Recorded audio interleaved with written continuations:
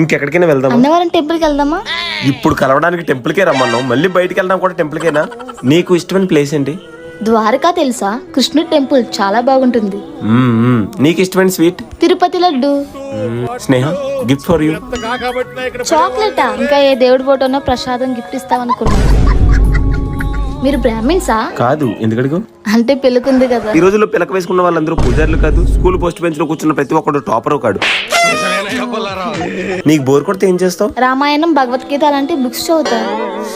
నీకు బోర్ కొడితే ఏం చేస్తావు? నాకు బోర్ కొడితే ఫ్రెండ్స్ తో టైం పాస్ చేస్తా, లేదా మూవీకి వెళ్తా. అవును, నీకు ఇష్టమైన మూవీ ఏంటి?